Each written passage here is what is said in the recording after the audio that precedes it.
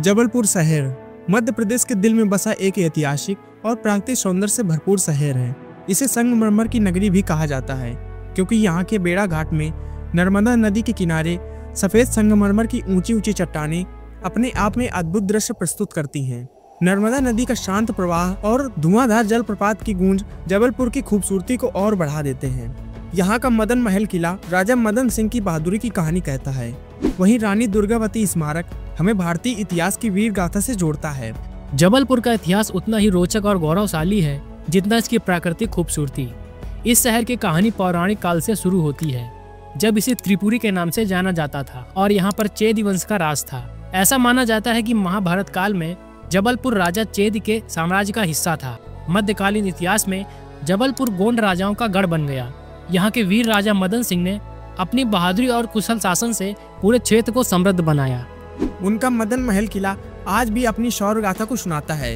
इसके साथ ही रानी दुर्गावती, जो गोंड साम्राज्य की महान योद्धा थी, ने मुगलों के खिलाफ साहसिक युद्ध लड़ा। उनकी वीरता और बलिदान जबलपुर के इतिहास में स्वर्णिम अक्षरों में दर्ज है। ब्रिटिश काल में जबलपुर एक महत्वपूर्ण सैन्य और प्रशासनिक केंद्र बन गया। अंग्रेजों ने इसे अपनी छावनी के रूप में विकसित किया और इसे जबलपुर नाम दिया। जबलपुर शहर मध्य प्रदेश के पूर्वी हिस्से में स्थित है और इसका कुल क्षेत्रफल लगभग 367 वर्ग किलोमीटर का है। वर्तमान में जबलपुर की कुल जनसंख्या लगभग 15,51,000 के आसपास है। धार्मिक दृष्टि से यहाँ हिंदू 80%, मुस्लिम 15%, जैन 2% और 2% में ईसाई धर्म के अनुयायी प्रमुख रूप से रहते हैं। इसके साथ ही जबलपुर का लिंगानुपात प्रति 1000 पुरुषों पर लगभग 929 महिलाएं हैं।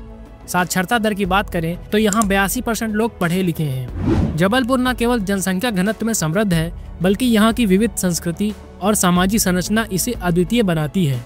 जबलपुर मध्य प्रदेश का एक खूबसूरत शहर है, जो अपनी प्राकृतिक सुंदरता, ऐतिहासिक स्थलों और सांस्कृतिक धरोहरों के लिए जाना जाता है, जो यहाँ के कुछ प्रसिद्ध पर्यटक स्थलों पर देखने को मिलती है।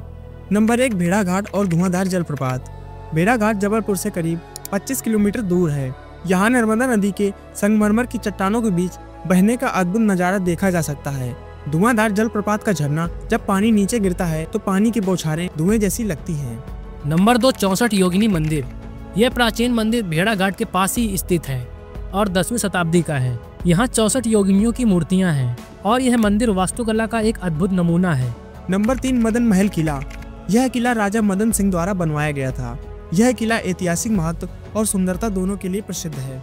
इसके अलावा marble rocks, Bandhavgarh national park, balancing rock, Rani Durgavati संग्रहालय, कचनार सिटी शिव मंदिर, बलदेवगढ़ किला, Sangam Sagar lake, Narmada ghat, Dumna nature reserve और बरगी डैम जैसे स्थल इसे पर्यटन के लिए खास बनाते हैं। जबलपुर अपने प्राकृतिक और ऐतिहासिक स्थलों के लिए ही नहीं, बल्कि अपने खास खानपान के लिए भी जाना जाता है। यहाँ के व्यंजन न केवल स्वादिष्ट हैं, बल्कि उनमें जबलपुर की सांस्कृतिक झलक भी मिलती है।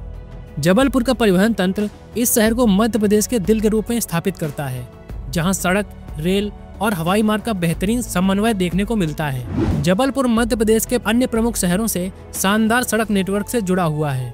राष्ट्रीय राजमार्ग नंबर 30 और 34 जबलपुर को भोपाल, नागपुर और वाराणसी जैसे शहरों से जोड़ते हैं।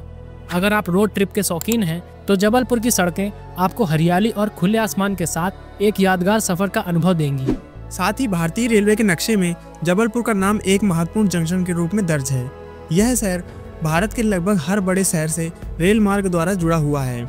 जबलपुर रेलवे स्टेशन पर सुपरफास्ट और एक्सप्रेस ट्रेनों का अच्छा नेटवर्क है, जो इसे मुंबई, दिल्ली, कोलकाता, चेन्नई जैसे शहरों से जोड़ता है। अंत में हवाई मार्ग की बात करें तो जबलपुर का डुमना एयरपोर्ट इसे देश के कई प्रमुख शहरों से जोड़ता है।